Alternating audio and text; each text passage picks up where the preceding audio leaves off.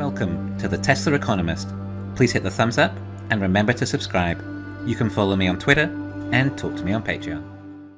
What if Tesla continues to increase the prices of its vehicles? What if there are more breakthroughs with these cars that add more value that might dramatically increase the price and demand further? Hang on to you. You're definitely going in the wrong direction here. The only way Tesla can sell the number of cars we expect is for them to eventually offer some lower priced vehicles.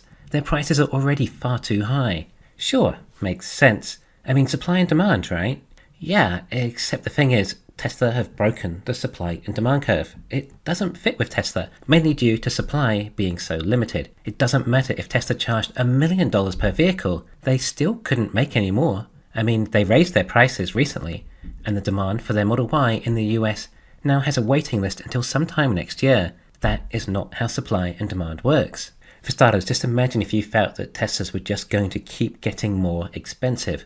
Some of you joke about how expensive $62,000 is already to spend on a Tesla, but what if the price went to $65,000 next month, then $70,000 the following month? People are waiting for Tesla's prices to come down, but what if they start to think that is not a thing, and the price is only going to keep rising? They may get FOMO and end up buying a Tesla as the price rises, in case at the end of the year, the car might reach $100,000 or something crazy. Remember how Elon warned you? Teslas are an appreciating asset. Are you starting to get it yet? No. There simply isn't enough demand out there for a car with a price tag of $100,000. And you're right, except I didn't say demand for a car. I said demand for a Tesla. Now, even using a $100,000 price tag in this scenario, it may or may not include FSD. An FSD may be $30,000 and the vehicle $70,000 or some combination of whatever. But $100,000 for a car that drives itself, well, that's something else. A lot of people see a lot of value in that. It buys them time and convenience. You're also replacing labor. Any machine that replaces labor is always incredibly valuable. Anyone who drives 10 hours a week and values their time at $50 an hour after tax may justify this worth $500 a week to them, or $25,000 a year. The car is kind of paid off within 4 years. Then they're still left with this machine that is of this much value to them. But most people make under $50 an hour. In fact, the median is about a third of that, implying half the people could not really justify such an expense. Even at $15 an hour, if you could work in the car during all your driving, then you might be able to earn perhaps $6,000 a year or so, and that's before paying tax. Therefore, if Teslas ever were $100,000, they're definitely not affordable to most people and couldn't justify the expense even if it did have FSD. Of course, you have to consider all other cost savings that come with electric over ICE too. But either way, $100,000 is not affordable to the majority of people. Okay, the majority of people may not be buying new cars anyway, and perhaps we should be taking a median income of new car buyers, as that's what Tesla sells, new cars, and it would obviously be higher. But either way, if Tesla are going to try and sell 20 million vehicles a year, it's tough at a $100,000 price point.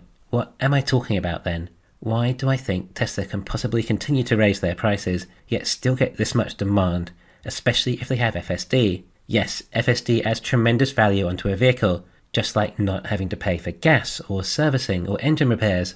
That is a reason to pay more for a Tesla, although consumers do not act entirely rational in that manner. But I think it just requires more educating the consumer, just like how they buy houses, and pay them off over a long term like 30 years, although it's not entirely the same, but something in between a house and how a regular vehicle is purchased. There are more affordable ways to purchase a Tesla than a Ford. But still, $100,000, especially with rising interest rates, is not going to mean the car is affordable for many people. So how can Tesla sell 20 million Teslas for $100,000 each? It's not fair, cutting out so many consumers from the market who love the brand so much and want a Tesla. Well, what if there actually is a solution for them too? In this $100,000 Tesla price tag hypothetical scenario, we're stating that by this stage there is FSD, and if there is FSD, then there is inevitably Robotaxis, at least in this scenario.